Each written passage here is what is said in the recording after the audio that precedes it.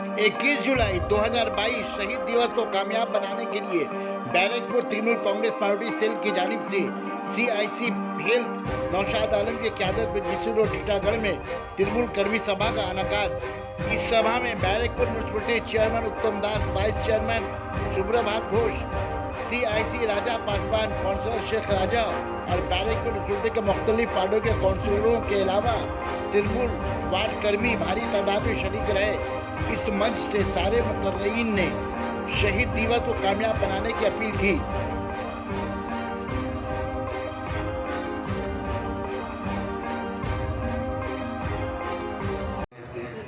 আমরা সকলে জানি 21শে জুলাই আমরা শহীদ দিবস হিসাবে পালন করে থাকি। শহীদ দিবস কারণ কি? কারণ হচ্ছে 1993 সালে 21শে জুলাই আমাদের তৎকালীন বামফ্রন্ট সরকারের এগেনস্টে আমাদের মাননীয় মুখ্যমন্ত্রী Mamata Bandyopadhyay no identity card no vote এই আন্দোলনকে কেন্দ্র করে তিনি একটি শান্তিপূর্ণ মিছিল মহাকরণের দিকে নিয়ে গিয়েছিলেন এবং সেখানে তখন সিপিএমের সরকার এবং সিপিএমের পুলিশ নির্বিচারে 13 জন তরতাজা যুবককে হত্যা করেন এবং বহু কর্মী আহত হন। আমরা দেখেছি সিপিএমের অত্যাচার,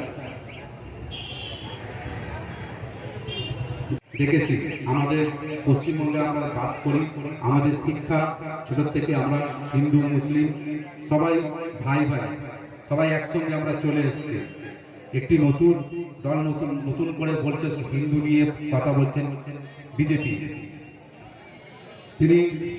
তারা শুধু মানুষকে লড়িয়ে দেবার, মানুষের লড়িয়ে দেবার, নিজেদের সাধ্য সিদ্ধি করার জন্য এই ধরনের কাজ করে থাকেন।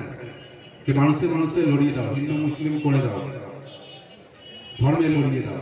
তারা মানুষের জন্য কাজ করে না, কারণ তাদের একটাই উদ্দেশ্য, মানুষকে ধর্ম গুলিয়ে খাবে আর নিজেরা দেশটাকে বেঁচে খাবে।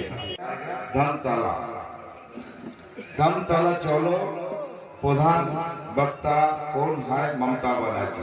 ये सुनने के लिए जाएगा, हर साल होता है।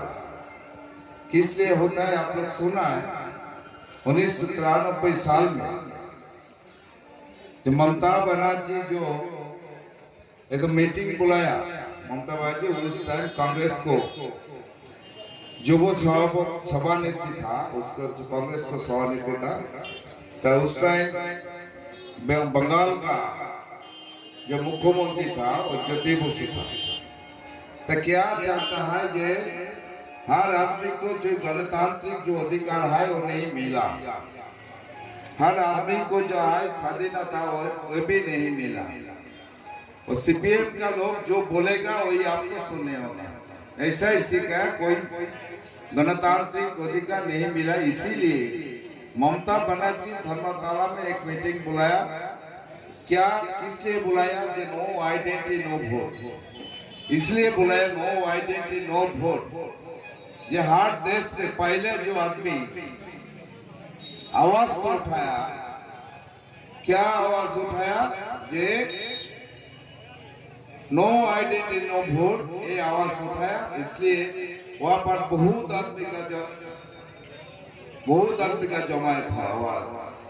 उस टाइम में ज्योति बसु राइटर्स बिल्डिंग में था, तो उस लोग को मालूम होगा कि इतना लाख लोग होंगे, अलग अलग लोग वहां पर है धर्मतला में, लाख लोग है। वह क्या करेगा? धर्मतला राइटर्स पास आ जाएगा तो उसका गद्दी ले लेगा, ऐसा उसका मालूम हो गया। वो लोग बोला, उसका जो प्रशासन था, पुलिस था, वो लोग को बोला जो जमायत को सभा कर दीजिए जमायत को। तो पुलिस लोग किया, पहले टीयर गैस चलाया, उसका बाद गोली चलाया। गरीब आदमी को और गरीब बना दो। आज जो बड़ लोग जो है, अदानी अंबानी, ललित मोदी जो है, मेहुल जस को जाए, नीरव मोदी है जो है, मेहुल जस की है, उसका सब और बड़ लोग बना दो और गरीब आदमी को और गरीब बना दो। ऐसा है उसका पॉलिसी है, ऐसा उसका पॉलिसी है। तो पॉलिसी जो ऐसा होगा तो क्या होगा? आपका पेट्रोल का दाम क्या हुआ? 100 पार हो गया पेट्रोल का दाम। अभी डीजल का दाम वो भी 100 का नया काछा आ गया। 100 जी आपका लिए बहुत काम करता है। दिल्ली में जो जाता है सब लीडर जो विरोधी जो लीडर जो है सब ममता जी को पास आता है। सोनिया गांधी भी बोल रहा है कि आप लोग सामने आइए, आपको लीडरशिप दीजिए, हम लोग आपका साथ है।